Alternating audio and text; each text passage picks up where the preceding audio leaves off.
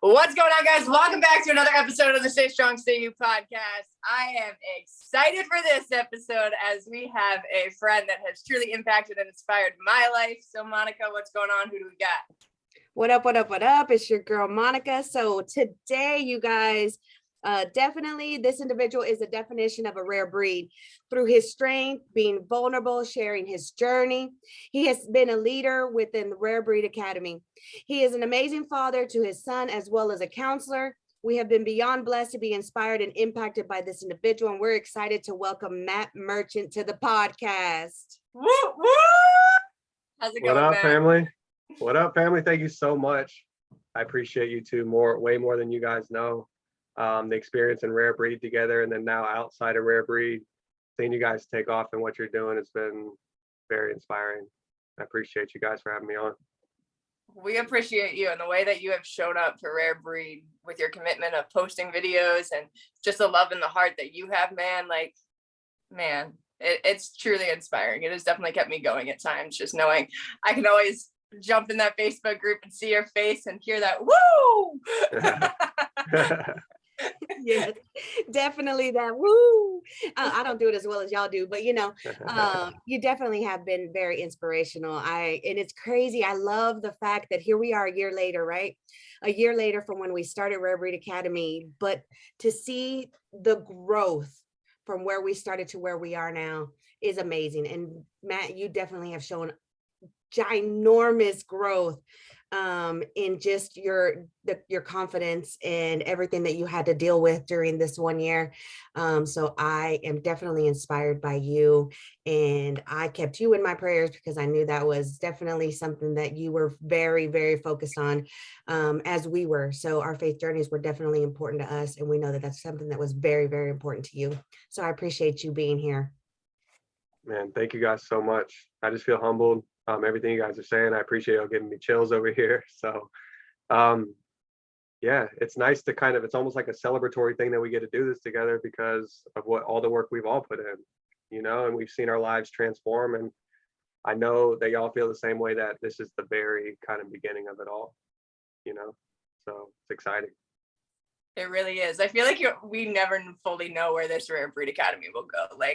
It's headed in the most incredible direction, I think. And it really is the community that makes the community different. Like, everybody's like, what makes Rare Breed different? The community is different. And you don't know unless you know. Yeah, for real. Yeah, no doubt. It's hard to put into words, like you're saying. Like, there's no way to really fully describe it. Like, from the start to when we all joined, we're like, what is this going to be? Kind of thing we knew about Trent. Pruno was like, man, he came in, we all were blown away, still are. And just the fact that they're both like men of God, kind of things like y'all are talking about, then we knew like everyone in the community was about that life as well. There was a few people that struggled here and there, but I know we probably have as well in our lives. We've questioned things, I know I have. So I think that's what made a huge part of it so special, is that like we all kind of have that faith, and we, glorify our work through him, and, try to share the grace together. So I think it just adds that extra boost that I feel like a lot of communities and groups don't have as like a base like that. And then just wanting to improve lives, too, and impact. Absolutely. I couldn't have said it better. Like, 100%. Well, what made you join Rare Breed Academy? I guess that's a good question. It's definitely a loaded question, that's for sure. It could be. So what's wild is, being like a mental health therapist, I actually like listen to a lot of speakers out there, like I had for a few years. So I was actually blown away that I know Trent's been doing his thing since 2012, 2013. So I was blown away that I hadn't heard a lot of his stuff, or any of it, really. And I think that was also a God thing, because I just so happened to hear it January, I think maybe December, January of last year. Unfortunately, that's when my separation kind of really started. So, the kind of stuff he talks about, and that kind of fell in line. And then I could just relate with his cadence, the fact that he's an athlete his whole life, he talked about God, but not in a way where it was like, if you weren't too far into the Bible and all these different things, like it wasn't too out of touch. Like anyone could really pick it up, like what he's talking about. I think that's why his reach is so wide. One of the reasons. But I think God literally saved that, Trent and the stuff he says, for me at that time, So I really started getting to his stuff around January of last year. And then, obviously they're putting out Rare Breed, 2-3 months later. So I said, screw it, finances were tight and all those different things, but I was like, I'm going to invest this in myself. It wasn't asking too much financially. So I was like, the worst thing that could happen is if I don't feel like I get any results, but I still showed up and invested in myself at the end of the day, even like worst case. So I went with it, and it was the best investment I can remember in like a long time. That's for sure. Absolutely. I couldn't agree with you more, Matt. I was kind of in the same situation too. My trauma happened just that December of 2020. But, I'm scrolling through Facebook and, see Trent jump on his live. Then Pruna jumps on. They start talking about Rare Breed Academy and everything that they shared. And again, I had just started my like I've always believed in God, but my true journey and having a relationship with him, I was about 2 months in. And it gave me hope that I could overcome what I was going through. And just like you, my finances were super tight, super, super tight. And I struggled with it because that was my main reason on determining whether I was going to join or not. And when I said, you know what, I've got to invest in myself. Like if I want to do better, like the worst that can happen is me just be exactly where I'm at the end of this, And so I tried it just like you. And it was the turning point in my life that I needed, because not only did I get to figure out who I was, but I got to connect with amazing people who have changed my life completely. Wow. Yeah, I love it. Couldn't agree more. Becca? Yeah, I think it's incredible how we all have different like stories and journeys with it. Because for me, I had been a part of Trent's previous programs, and like for me, like my biggest fear has always been like losing myself, because I've put in so much work to create who I am. So I needed something to keep me grounded. Yet when I saw Jay Pruna, oh man, like he hit home, he hit different. His self-discipline is just something that I'm like, I want that, because like I know the guilt and the shame of having to tell Pruna that I didn't complete something is like my biggest fear.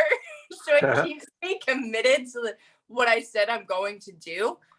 And just like you said, like they're men of God, and they lead their life in a way that we're inspired to also live by. So we are continuing to take, steps within our own life, and each path is going to look different, yet we're able to, encourage and inspire and support people with, in their own journeys based off of our life. So I absolutely love it. I think we could probably talk about Rare Breed all day long. For sure. But we want to talk about the Matt Merchant. What is it that makes you stand out? Man, so I think through some of the things I've overcome in my life, sometimes during them, especially like maybe like a decade ago and things like that, I found myself even at times just not only not knowing exactly who I was or who I wanted to be, but almost feeling the pain so much that, and I didn't know I was doing it at the time, but almost just trying different things out, almost like it could be like, emulating other people or anything like that for a short time. And then just realizing how, I guess, dumb that was, and how freeing it felt to just be completely me and to do the work, not let anyone else do the work. So through that type of journey, I think one of the things that that I may stand out with is like vulnerability, because once I started putting my stuff out there and not just harnessing it and letting it take over, then it was allowing me to bleed as I go, you know? But then not only just that, but then as I was like bleeding as I go, then I realized that other people that were hurting were picking up on it. And if if it could help one person, as a lot of people say, then it was worth it. But if it can help a lot more, then that's even more worth it. So I guess vulnerability, and then with counseling, I think the only reason I got into that is being able to truly connect and listen, and I think that's very rare these days because a lot of people wait to talk. I know y'all know that as well. So to listen and truly care and try to connect. And then at the end of the day, if you get, the privilege of being on their path of healing, then that's one of the best things I think that's out there. So dedicated to that. I've been doing counseling for like the past 3 years, but I want to be able to take my education and my experience with that mentoring and be able to branch out and coach and just scale it even more, and then not only that, but take it out of the office, go work out with them, talk to them, be in the mud with them, and then not have to diagnose them. You know what I'm saying? Like that's one of the hardest parts about my job is I don't like doing that. You know what I mean? Like we talk about God and things like that. I definitely don't try to play God. So, but in a field like that, you almost, if you want to get in the field to help people, that comes along with it. So I think the path of mentoring and coaching, even though it's hard, we all know, especially to build it from nothing, is all the more worth it. Like I said, then it's on my terms, not on the business terms. I make my own business, make my own terms, no diagnosis, all that. So nothing but the good stuff, Right. So one of the things that you said, Matt, of course, one of the things that we also mentioned in the bio was definitely your vulnerability. And with the vulnerability, how difficult was it for you to be so vulnerable in the group? Because that was one of your strongest points for us. Like this guy, Matt Merchant, would jump on and just every single time just bleed. Mm-hmm. Love that question. It wasn't easy and it wasn't planned. That wasn't even a strong suit of mine. I don't think before Rare Breed, right? Like I think it could. I'll take that back. I guess it could be in my smaller circle. Like I would let anyone that's in my friend group, or especially my like boys from back home, my family, things like that. They can know all of it. 100% of me. But it was hard for outside of my small circle or outside of my family to allow that, right? Like I'm very introverted. So that's why it's ironic that I'm doing the counseling thing or coaching or this or anything, because I'm an introvert to the T, right? So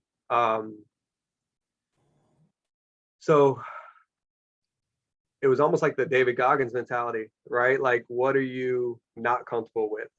Just like doing the 5K today. I'm not comfortable with just running. Like I like playing basketball. I can get in miles doing that, but I've been attacking running because I felt like it was a personal weakness. So with sharing within the group and bleeding as I go and all these different things, that was a challenge, but also and also it was like a service to me because I was searching I needed to do my own counseling due to like the trauma and stuff that happened during that time as well. So whether it wasn't getting enough counseling or hadn't found my counselor yet, then y'all, the whole group was going to be my therapist kind of thing, So I kind of fell into it. It wasn't a planned thing. I think God, again, was doing his thing the whole time, from start to finish. And obviously I think still is. So yeah, it definitely wasn't a planned thing, and flying by the seat of my pants and just trying to continue it, and build it. Absolutely. And I love how you brought in the David Goggins mindset too, because that is something that I have always been able to relate to. And that's actually where my change began, is reading the Can't Hurt Me book. And I think it's incredible that Goggins has the mentality he does to keep pushing through through so much adversity. And that's what like inspired me to keep going when I, had a broken foot and was still in the gym and all of this. Yet looking back on my journey and what people have said to me is like, you're David Goggins, but you're not David Goggins. Because I think the thing that we have to continuously learn is like, we don't necessarily want to push ourselves to an injury, and that we have to learn that rest is just equally as important. Have you had moments within your life of that, of like having to figure out like when to rest, when not to rest? Because I know that you go hard. So what's your journey or like thought process along those areas? Yeah, I think you hit the nail on the head. And what that reminded me of too is, yeah, we're not Goggins, right? We can take pieces from everybody and, leave the rest. But it's important. And I think everything we're talking about, like we talked about, is kind of coming back to God, because he created us individually. He gave us all unique gifts. So, if we're trying to be like someone else, which I've already shared that I think we've all been there, whether it's in second grade or after high school or during high school, whatever, like when you don't feel comfortable in your own skin, I think it's a survival mechanism. Right. So to answer your question, like it also makes me think of the Kobe quote where he says, I don't want to be the next Michael Jordan. I want to be the next Kobe. You know what I mean? So I think that's what we're all doing as well. But yes, 100%. Being able to, schedule rest time, which I don't do a whole lot of, especially right now. But at the same time, I think there's a reason for that. Like, I don't know if even my dad or other people around me, they're like, yeah, he's going hard, but he might fall out at some point. But I've been going hard for, I think, over a year now again. And I don't tell people when I'm resting or I schedule that time, to rest, but I do. And I think I need to improve more on like setting boundaries again with people. I think we all run into that constantly. And that enables rest when we do that. I know your quote, Becca, is like, no is the full answer kind of thing. It's really important. But, and I can go in on this too, but I won't. So I played on a competitive basketball team from like age 6 to 18, right? And then it ended for me. I didn't play in college or anything like that, that was since I was 6. Like my first prayer was, God, please help me with girls basketball and grades. You know what I'm saying? That was my prayer growing up. And and I also would pray to make it to the NBA and things like that. And it just didn't happen. So while my sister was training to be a lawyer from like 6th grade on, and she became that, I was focused solely on basketball, So when that ended and I didn't feel like I got the pot of gold at the end of the rainbow, or like whatever, like I didn't cash in on it, then I was pissed. I was upset at the game, I was also burnt out too, because I had played for so long without getting off the team, like 12 years. So whether it was AAU travel ball, middle school team, high school team, I was a captain of my high school basketball team down in Tampa, all that. And it was a grind. It was nonstop, So after that, I guess part of my mentality was I fell out of the grind nonstop for those 12 years growing up. And then from like, I want to say, so those were the first 12 years from 6 to 18 when like athletic started. And then from like 18 to 30, of course I would do things here and there, a couple pick up basketball games, go to the gym randomly, but nothing, no consistency, at all. So what I was getting to is, yes, I go hard now and things like that, but I realize now that like when growing up, it was like I didn't cash in on this, so it sucked. But now it's like, you know what? I wouldn't change a thing from growing up with that, because from 6 to 18, it taught me about teamwork. It taught me how to be a leader. Taught me about cohesion, rhythm, flow. It gave me identity in school. Going into middle school and high school, I was already part of a team. All my guys would support me. I would support them. It taught me, like I said, discipline, how to lose, a million things. And I have like reflected on this a lot, which is why I can just say that. But so now I realize even everything that I'm doing, yes, I think it's going to lead to a greater cause for me and those around me.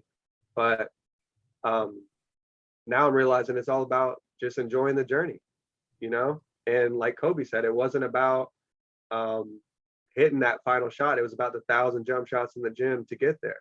You know, that was more important. So do I go hard? Yes. Is it too much maybe for some people? Sure. But I'm not planning on stopping this time. Like, I think those 10 to 12 years where I basically took off I didn't fully take it off. Like, I would do things randomly, but no, you know, our bookend routines that we have now, all these different things were not present. So I think taking that roughly a decade off was enough for the rest of my life. That's how I know I'm going to push. Man, that's so good. That's so good.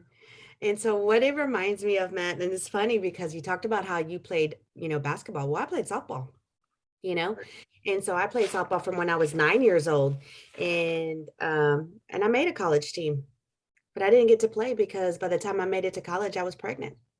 Wow. And that was life-changing for me because not only was I starting college, but now I'm a teen mom and not being able to play my favorite sport that I spent so many years just focused on and dedicated to. I didn't know what to do next. So that, and then of course, when you have a child, it's a little different because now your focus is on someone else rather than yourself. But I definitely understand where, what that experience is like for you when your whole life has revolved around a sport, and then it's no longer there for you.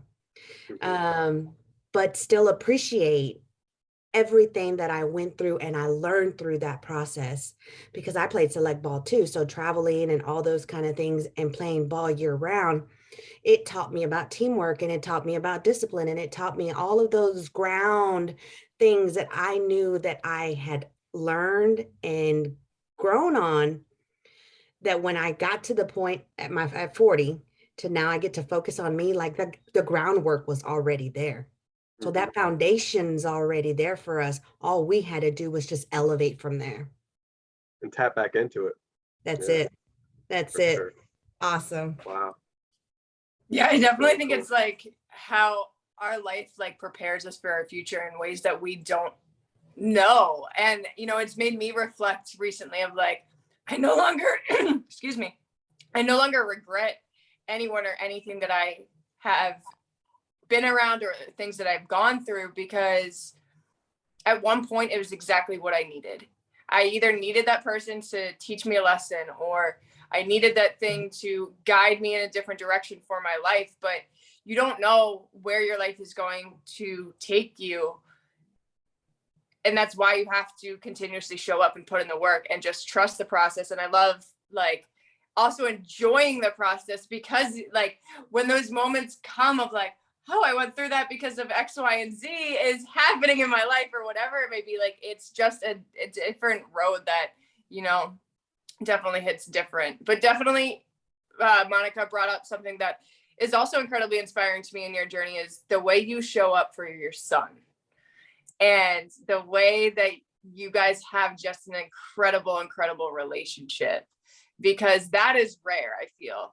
And I know I was blessed to have an incredible father myself, and I see just such a shining father that is leading his son in an incredible way. So how has that been for you? How has that journey of being there for your son impacted you? Man, he's my world. So thank you for bringing him up. For when those days that you don't want to do anything, and those moments where I was struggling, like he is that, we always look at our phones. He's on that screen of my phone. So like those days I wake up and don't want to do it and don't want to do it for me, doing it for him. I'm at a place now where I do want to do it for me and I do want to do it for others consistently, but there was definitely times where I didn't. So he pulled me through that without even knowing it. Since our separation and things like that, and I never want to badmouth her because we're actually still great friends and stuff like that. But it's provided so much one-on-one time that's basically forced, right? Because it's not the three of us anymore. So with that, maybe some people don't go that route, but that allowed me the opportunity just for us to just all of our time between me and him is 100% now, just between us. So yeah, to build towards not only my future but his future, trying to stay grounded, staying present, and just because anything we're building towards and what we want, that pot of gold type stuff won't compare to the memories and the time that we spend with our loved ones. And he's up there. He's at the top of my list, So yeah, he's everything. Absolutely. And it's incredible to see you guys out there and see the pictures. It always warms my heart. Like, you truly are an incredible father and friend and leader and all of that. So I absolutely love it. You kind of already answered our second question about our mission being to helping encourage, inspire others to see that their strength is being vulnerable and giving their pain a voice, in the ways in which you showed up for Rare Breed, in the ways that you are, doing counseling and all of that. And I would love for you to kind of talk, if you're willing, on how during like sessions like that, there's work that needs to be done within the session, but there's also work that needs to be done outside of the classroom. And it could be hard to figure out what that work is. And sometimes it's small steps, sometimes it's bigger steps, sometimes it's sitting and reflecting. And I remember feeling like lost in the sauce with that too. And now really looking back on my journey, like, I had people outside of my sessions telling me to do the work, but I wasn't doing the work. It wasn't until 2020 that when I invested in Trent's original program that I was like, oh, this is the work I should have been doing like 7 years ago or something. So I'm wondering if you can kind of give any wisdom or knowledge that you may have about like doing work outside of a session. 100%. I definitely can. And it's so important, to be able to do that. But I will say it is like step 2, 3, or something like that. It's not the first step to just want to show up, for counseling and then do work outside of it, because there's so many, I would say the majority of the people in the world don't make it to that step of counseling, right? I know I was against it for a long time, before I fell into it, so especially as a kid and teenager growing up, I didn't want to hear any of that, which I highly recommend. And the teenagers and kids that I work with now, I commend every single one of them. And I tell them that I was against it growing up. So I'm like, you're already so far ahead of the game, because I didn't do my first counseling. Well, maybe I did like, 1 to 2 sessions, didn't work out kind of thing, but to where it really worked for me until, early 20s kind of thing. So when I'm sitting with a 15-year-old, I'm like, I know you're hurting and I know you're struggling, but just be so proud. And you don't get to see it yet or see what I'm proud of, but that, again, you're so far ahead of the game. If you just stay consistent with this and just show up and do this, then you already are doing step 1. So, I commend anyone that is vulnerable enough to be able to look at themselves in the mirror and do therapy, right? So that is like everything.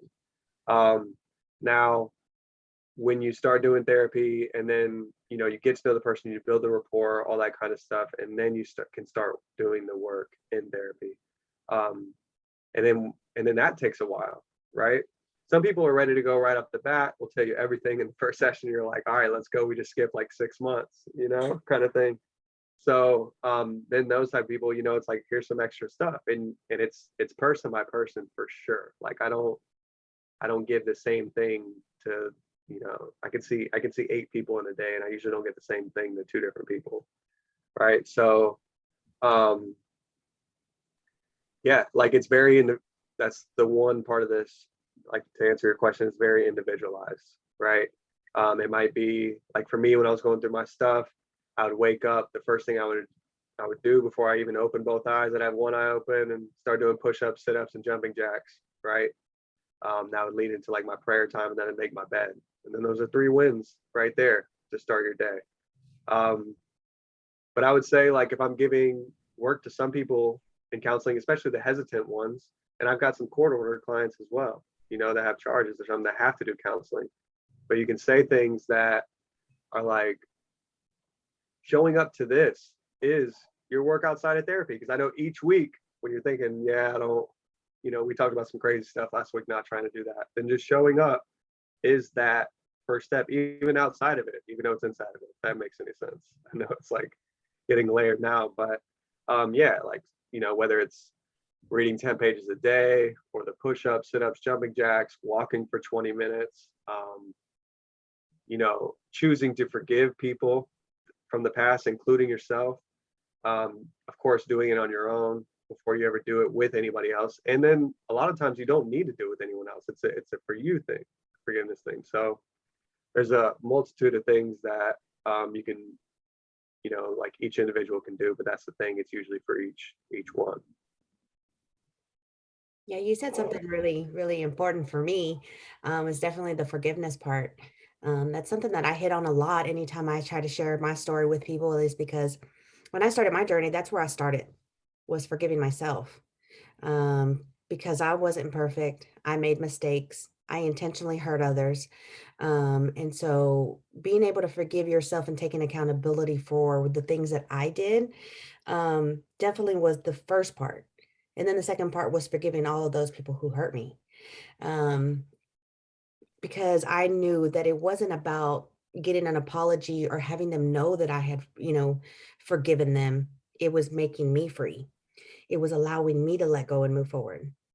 Um, so I mean, that's really big for me. Forgiveness is a huge, huge part of my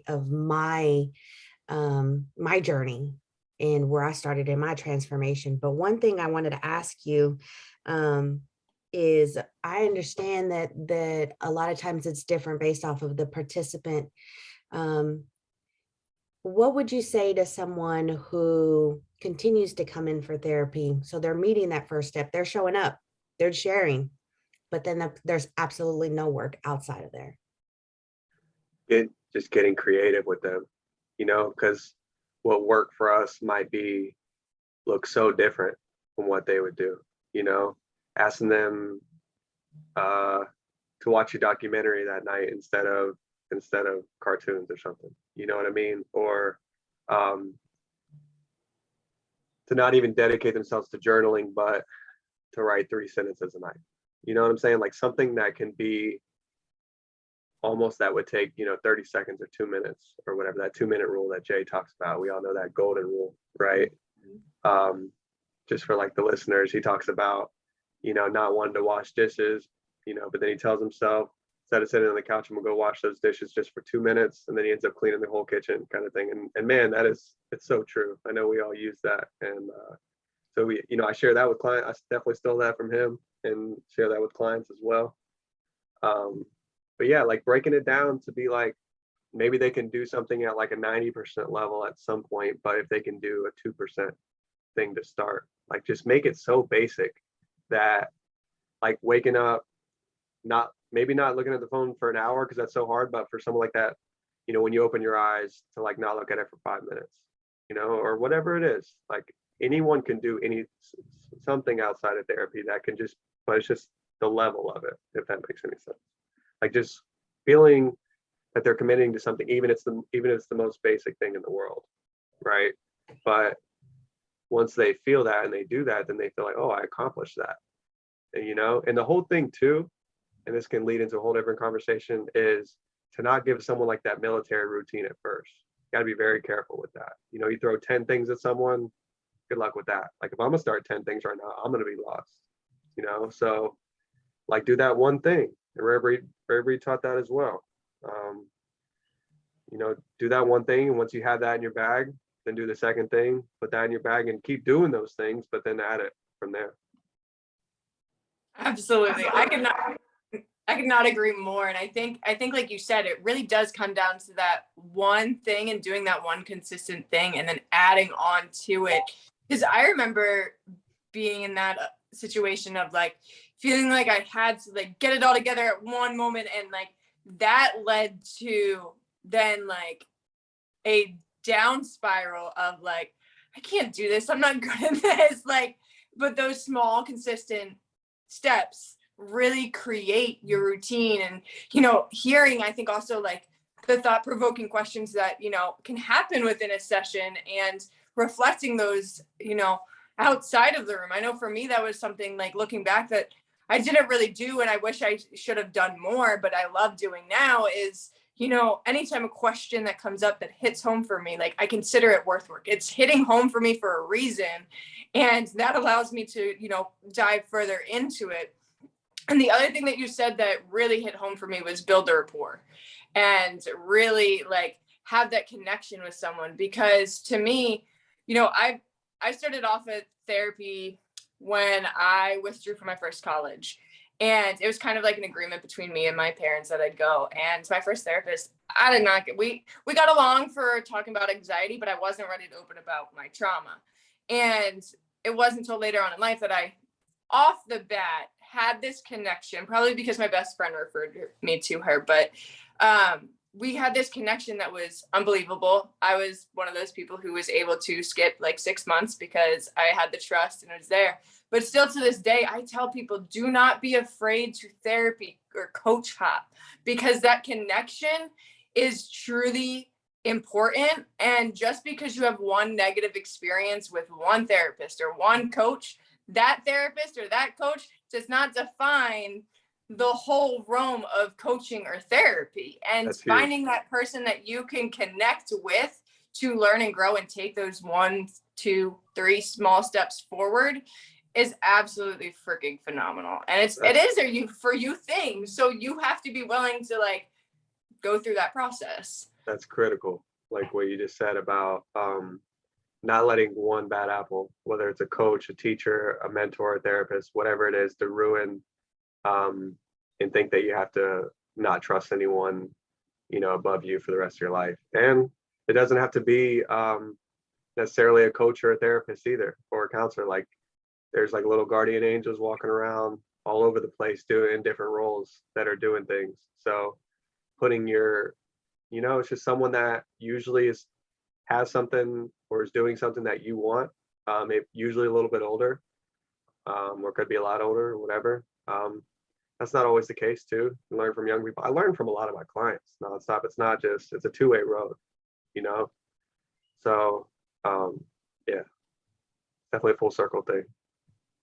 Absolutely. And isn't that interesting how we get inspired and impact and learn from people that we also coach or teach or there. Like I tell that to people all the time. I was on a Skype call last night with somebody from the Stay Strong Stay community who I highly am inspired by and like impacted by, and they just don't get it. And I'm like, I don't get, like, I don't fully know how to explain it to them, but it's so true. By them putting the work into themselves and sharing their reflections, they're also teaching me. Or you can also get that something's not working.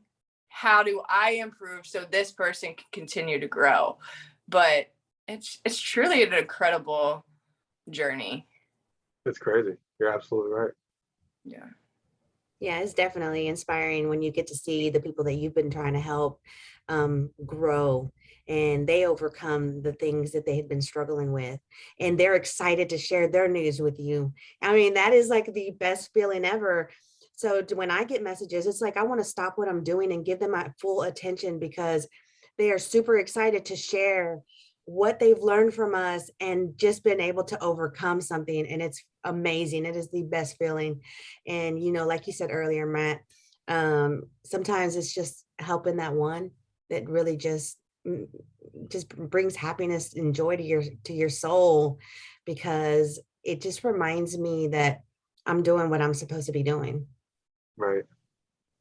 Because we know what it feels like to be doing what we're not supposed to be doing, or just trying to fit a square into a circle, and I know we've all experienced that. So when you start to feel it, like even doing this, I know we all feel like it's right, and that's just such a great feeling. And I know that hopefully it's going to help others as well. So. Absolutely. And correct me if I'm wrong, guys, but I don't think the one impact mentality is a rule within RBA. However, I think it should be, because I don't think it is, but I think one person impact is huge. Oh yeah. Because we're not about doing it for millions of people or anything. We just want to impact that one person, but that focusing on that has gotten us, I think, a lot further than thinking about being on stage, thinking about having millions of people there and all of that. and maybe some of us will get there throughout our journeys, but right now, like, I know for me personally, like, I live by a one person impact mentality, and that's how I want to continue to live, because it's not about the likes, the comments, or anything along those lines, because at the end of the day, we're trying to impress people that aren't going to be at our funeral, or they're supporting us in our personal lives. And if I just think about that one person that I impacted through a video, through a message, or whatever it may be, that person needed that, and they'll share it or they'll do something with it. But I think too many people get lost in the big numbers of wanting millions of people and millions in followers. So I'm gonna throw that to Jay Pruda and see if we can get that as a rule. But to piggyback off that, they also people that want to scale that much, unless they've been doing it for a long time, they want to do that right off the bat, which is why it doesn't work, And I know people, I talked earlier about being an extreme introvert, and some of my jobs, like being a therapist, I also was a karaoke DJ for a while, right? Like when I was getting all my college done and stuff, I was doing that at night, and that broke me out of my shell in order to be a therapist, so it's like step by step kind of thing. But when you talk about the one person thing, it's so true, because each client I get still to this day, every time I get a new one, I got crazy butterflies before they come back every time, like from my first day to 3 years later. And I know I've broken that down because I like to, like you said, reflect and why am I feeling this kind of thing?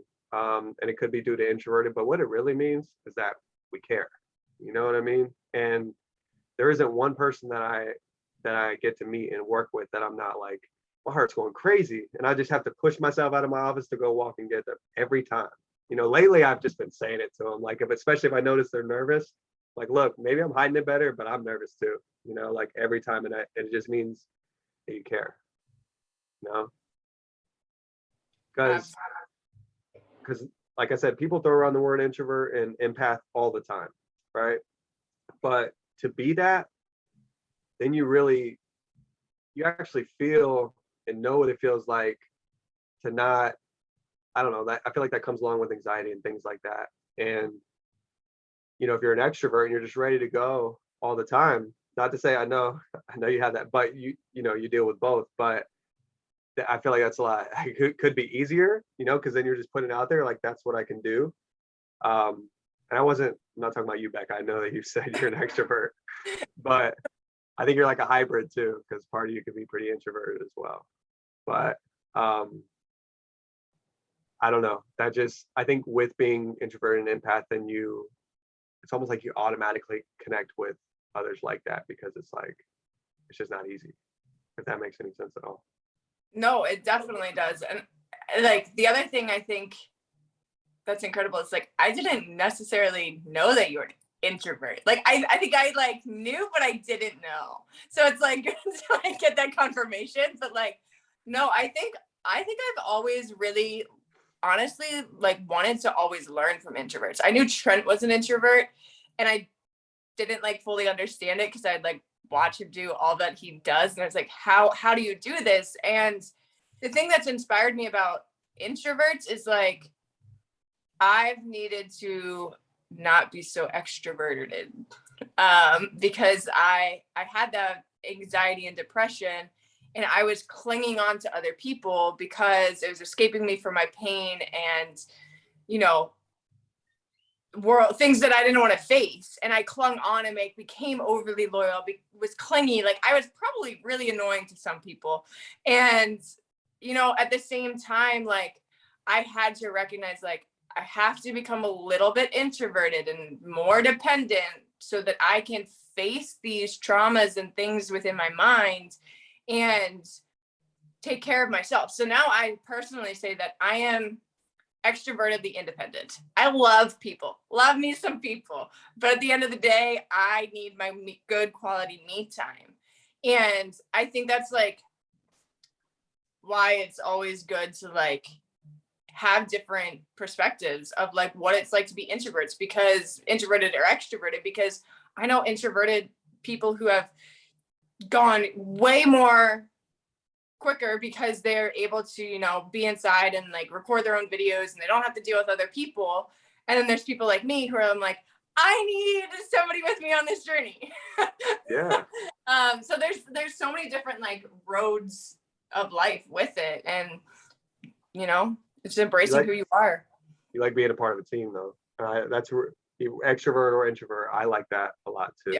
Like it's so important to me, you know. Yeah. But that introvert extrovert. So I know we can go on for forever about this, but like, I love me some people, but I don't love, especially if I don't know them. It's a struggle to like, I tell myself I make it a challenge when I go to the grocery store to like say hi and say something a little bit extra to the cashier, because that's hard. It's hard to do. And I know a lot of people, it's just like, that's their second nature. I know this dude in the gym that literally talks to everyone. Like he'll talk to a different person every time he's in the gym. And I'm just like, I got people probably think I'm a cool guy and then I'm just nodding and moving past quickly or whatever. And I'm not. I would love to connect with all of them, but it's hard. You know what I'm saying? Even doing what we do, that remains something that's just so difficult. Yeah. And it's crazy because if you wanted to know where I stood on the scale, I'm actually right in the middle, little more extroverted than introverted, but I'm literally right in the middle. But I am that person. I probably am not extroverted enough to have the conversation with this complete stranger, but I will reach out. How you doing? I hope you're having a great day. Those kind of things, just to let them know that, hey, you are somebody and I saw you. Yeah. Because so many times we see people and they always feel like no one ever sees them. So that's So crazy. true. That's crazy. So true. Yeah. I try to do that, even though that's the one thing about the Goggins thing is whatever you're not comfortable with, like, okay, let's do that for a while. And Becca brought up Trent about being that introvert, but you're like, I don't know how he does that, but I think it's just through reps, and it's choosing. But every time you do one of those reps, it's not easy, but it gets easier the more reps you do it. Absolutely. And yeah, that's one thing I brought up when we sat down with him, is like, he did put in the reps and he knows how to now more effectively have conversations with, people like one-on-one or two-on-one, whatever it is. And, it's not a struggle that, I've personally been able to relate to, but I have so much respect for those who go through it, and I'm able to learn through them and help other introverted people. But I think that's also the incredible thing about life, is like, we're all these just little ingredients that, people can take and learn and create their own sauce with. So I absolutely love all of that. So to kind of wind things down, what is the legacy that you want to leave behind in this world? So I want to continue to, like, this will be a longer answer, I guess, but continue down my own path of healing, right?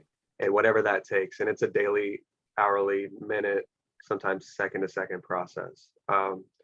But figuring out what that takes for me and then living in that to the strongest of my ability, and then putting that out there for others, but then also whether it's one-on-one or whether it's in a group setting or a team setting, or if I'm blessed enough to be able to scale it on a larger level one day, to share that, use the vulnerability factor, but also the tactical factors as well, and what I did, and how I did it. And then, being able to not only share all that, but then being a mentor and being a counselor, then I feel like I've become a skilled interviewer as well. So I'll be able to ask those pertinent questions, you know what I mean? To where you can try to pull that out of people, even if they don't, because a lot of what we have and a lot of our trauma, unfortunately, when people don't deal with their stuff and they're just walking around with, pounds and pounds of trauma, they're carrying on their back, they don't know that they're doing that. I did that for a long time. I use this analogy all the time that I personally came up with, because I feel like it's my life, that we're like we're hiking up this mountain of life, but some people are going with just their body weight, if they're lucky enough, they hash through all their stuff. And then people that have all this trauma that have like those, like say 645 plates on their back kind of thing, and they're sitting there like, damn, how's this person climbing up this mountain so fast or doing so well and feeling so free? Because they did the work, But the sad part is and I know this to be true because again, I've experienced it.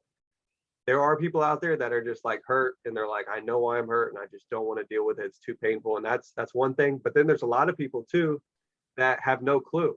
And it's, you know, say if life is like a tunnel and you're in this dark tunnel and you're just going with a flashlight and you can just see just right in front of you and that's it, right? But doing things like therapy allow you to put the flashlight all around, like inside, around, behind you, in front of you, all these different things. And it opens you up to it. And then you get to tap in, because again, I think the majority of people, in fact, whether it's trauma from when they were 4 years old or they're carrying their parents or grandparents' trauma, or you know, a breakup that happened or whatever may be, that they feel like their past, they feel like they dealt with, but maybe they only dealt with on the surface level. And then they carry that forever and they have no clue. And then when something similar happens, if they're lucky enough, then they can hit on it and then be like, oh yeah, that came because of that. But that could be one of the skills that I can offer, is to help people that don't even know that they have trauma be able to tap into it and hopefully assist them on their healing journey. I know that's kind of all over the place, but again, like, I haven't always had the, you know, these thoughts or mindset, and I had to fight hard to be able to have any of this. So I know a lot of people that fight hard and like to keep it, you know, but I'm one of those, and I know y'all are the same way. That's why I'm here, is that I fight hard to get it, and then whatever I get, I want to just give it, you know, even if it's an enemy kind of thing. Like, I want to give it to the world. Trying to have any of those or too many of those, but yeah, I think that's it. Yeah, Matt, I'm definitely the latter of the two. I definitely dealt with it on the surface. I dealt with my trauma on the surface, but then still carried it away, along with me, thinking that I had healed from it, not realizing that once I actually had figured out that I had no idea who I was, and started to focus on those things, is really where healing started. And, you know, God revealing to me that, hey, this is something you have not dealt with, which is the reason why you went through the relationships you went through, which is why you've been guarded your whole life, which is why you can't open up and trust people, you know, and it just explains everything. So yeah, I understand how it is to try to put the mask on and act like everything's good, by not thinking about it, you know. But when For it's sure. time to really elevate and become who you are, you really have to, you know, focus on the things that you experience, because if you don't truly heal from it, you truly don't move forward. So true. Hmm. Yeah, I couldn't agree with you guys enough. Like, for me, you know, I eventually chose my heart of walking away from my trauma and, you know, getting myself into recovery. And for me, it was like, I knew I needed recovery. It was finding my people who I could be vulnerable and open up with. And then it was the honestly, you know, somebody once told me recently that my trauma made me stronger. And I was like, no, my trauma broke me. My trauma like really damaged me. What made me stronger was walking into the war of recovery and healing and putting in the work there, because, you know, it was trying to figure out who to surround myself with, who to reach out to help with. And then when I tried to reach out with help, told I was a pathological liar about all the things that I experienced. And it's this like crazy road, yet it is the most life-giving road when you put in the work and you have these reflections. And, you know, it really is just showing up. Like you said, there were multiple times in my therapy sessions that I was like, I'm just here. That's my win. Let's talk about cupcakes or whatever. Yeah, Like, yeah. like all I could do was get there, because getting out of bed was a struggle. And Yep. that's why I think, you know, all three of us are huge about celebrating those small wins and encouraging people to, you know, get the help you need. And that therapy is, you know, such a strength, and that even every therapist needs a therapist, because everybody is going through their own thing. Every coach needs a coach. Like, we are all just trying to elevate, and we need to support and inspire, you know, each other. And I know we're all doing that within various different ways, but I absolutely love it. Like, you have so many gems and so much wisdom, Matt. Thank you. So do you. That's why y'all are doing this.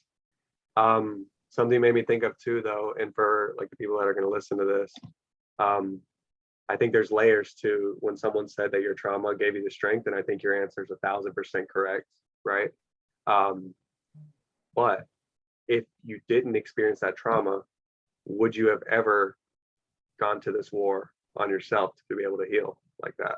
You know? So the reason I bring that up is because when people had these traumas that are too heavy to carry, especially on their own, that could be that gift that's just waiting for you, or it could be something that keeps you in quicksand and buries you for the rest of your life if you're not willing to go through, the war. 100%. And then one extra level to that is like you go through the war, you win the war, and I'm sure we're kind of in this too, right? And then your house, like, okay, your life's a house, right? And you clean that damn thing up. Every corner looks perfect. Everyone's walking in, it's gonna be on MTV Cribs and all these different things. But then you have this rug still of like that deep, dark stuff. And there's still stuff under there, So when we're on the journey, I feel like that we're on, at some point we get to that. And then like I said, it's an ever evolving process. You're never fully done. And if you somehow do that, I think you'd be the first human that'd be fully done. And then you have tomorrow to worry about, so. That was good. That was real good. It's so true. You talked about several things, that one, it's a continuous healing journey. Like you don't just heal and it's over and you get to move on with life. No, it's a continual healing journey. And there's even some things that we face that, we don't talk about, but we still are trying to, go through them, live through them, fight through them. So I think it's real important that we actually just, for me, Matt, one of the biggest things that inspires me about you is definitely your vulnerability, which is why is one of those things that I really just wanted to focus on, because from what I see, I saw this person come on daily and be so vulnerable and share that. And because I've always been so reserved, my goal was to be able to just get on every day and say, hey, this is what happened to me. Hey, this is what I'm going through right now. And, that's one of the biggest things that I want to be able to share with others, is that it's okay to share the things that you're going through and you're feeling, because we've all gone through the same, similar type of situations, and we've all felt the way you're feeling. So I appreciate you, Matt, for joining us. I mean, you have been incredible. For anybody who comes on here and listens to this today, I hope that they definitely get something out of this, because I definitely did. I learned so much. And I hope that this helps even those people who don't feel that therapy could get them through something. I started my therapy at 24 and didn't realize then what I was going through. So to be able to have somebody from the outside looking in to help you get through your trauma, or just help you get through your day sometimes is important. And like Becca said, each therapist needs a therapist, and every counselor needs a counselor, and every coach needs a coach. It's facts that we all need someone to help us even through our journeys. No doubt. Beautifully put. Absolutely. I couldn't agree more. And I'm so grateful that we were able to make this happen, that you're here, and that you just poured so much wisdom and knowledge just by who you are. And I think that's the other incredible thing that, I've loved watching you show up is within Rare Breed, you've been vulnerable and you've been sharing your story, yet through that, you have also been showing the work that you've been putting into yourself by sharing these quotes, sharing all of that. And like, there's so many times I've been like, I needed that. Like, sometimes I feel like I don't have to fully do my personal development because I'm just surrounded by all these people who also do it. But I'm like, I got to do it myself too. But that's like the incredible thing about Rare Breed Academy is, we're always encouraging each other to, share our wisdom, share our vulnerability, and support one another. But just thank you so much, Matt, for being here. You truly are an inspiration and somebody who stands out to us. I know I've appreciated, our friendship and all that we've lived together. So thank you again for being here. Thank you guys so much. You guys are both incredible. I'm so proud of you guys, man. Like you guys are taking off. It'd be like that rocket emoji, you know, if we were texting right now. But you guys are, man, and I see it. You guys are glowing. You guys are sharing your pain, but also providing a lot of wisdom for a lot of people that need it. So y'all got to keep doing what you're doing. You're being called upon. So keep doing it the right way. Do the right thing when no one's looking. You know what I'm saying?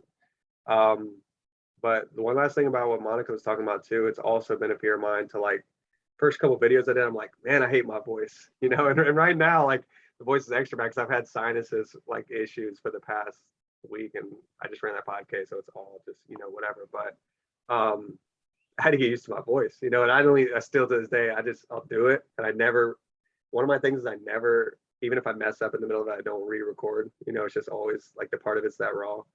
And I don't really listen to them after like half the time, but I will start putting them out there more. If you notice, I know you guys have gotten or heard like a lot of them. They're not on my personal feed or not on like, you know, IG or YouTube or anything like that, because I've kept it as like I trusted this community, even though it's a lot of us, and just let it all out, you know, kind of thing. And yeah, but that's helped me get in the reps too, you know? So that will be a thing like outside of there as well.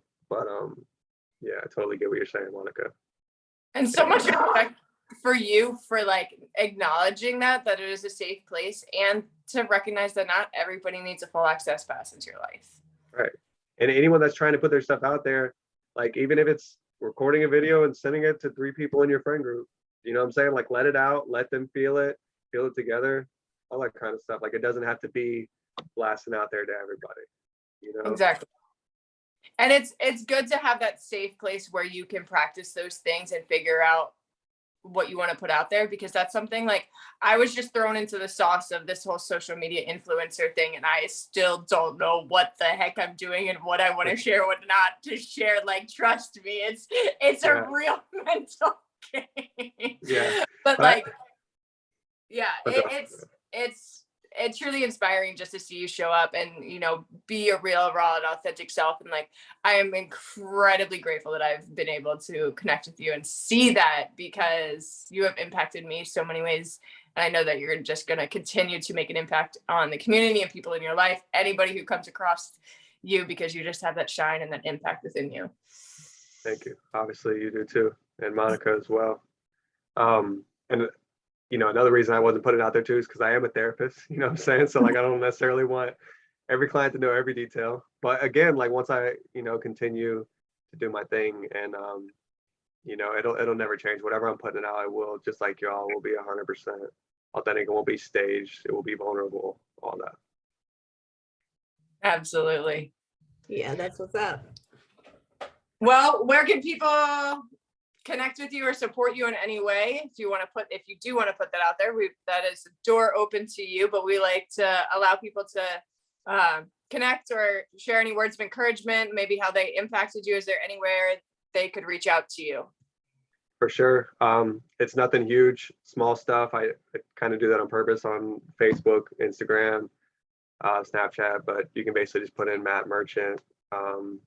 Yeah, I don't have the handles ready or anything like that, but you know, we can get that to anyone, especially if they reach out to you guys or anything like that too.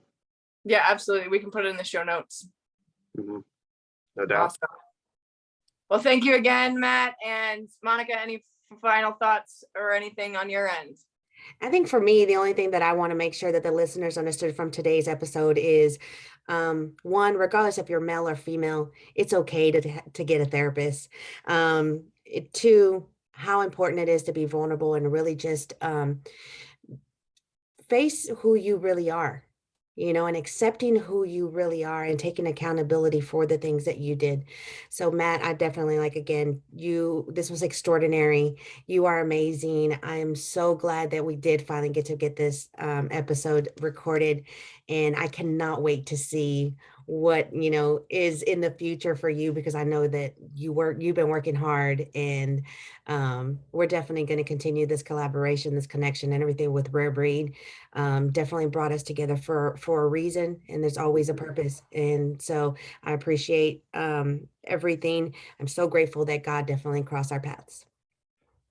Man, I couldn't have said it better. I'm so grateful for both of you. I feel full when I talk to both of you guys, and that's always a sign of good things are happening, not only for us, but hopefully for other people as well.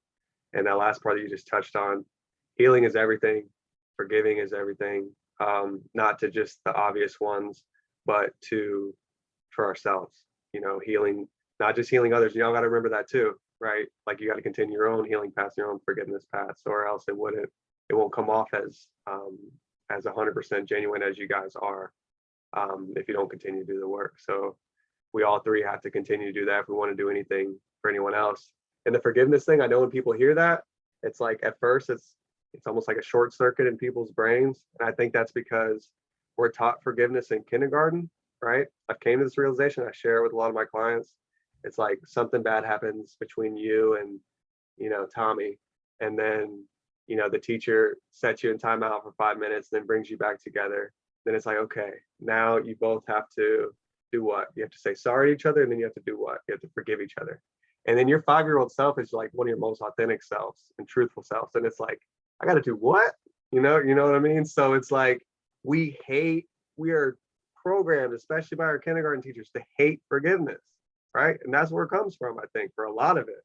So I did like some writing on forgiveness, and I made sure I didn't title it forgiveness, because man, if someone was gonna see that or pick it up with paper, they'd let that thing collect some dust, man, because our brains and our lives, they don't like forgiveness, you know. But it's so crucial. It's everything. Oh my gosh, I could talk forever with you. Like, oh my gosh, that is mind blown.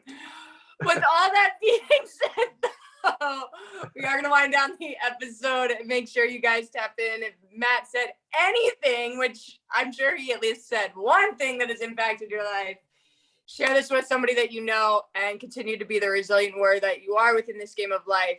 But no matter what, stay strong. Stay you, because you got this.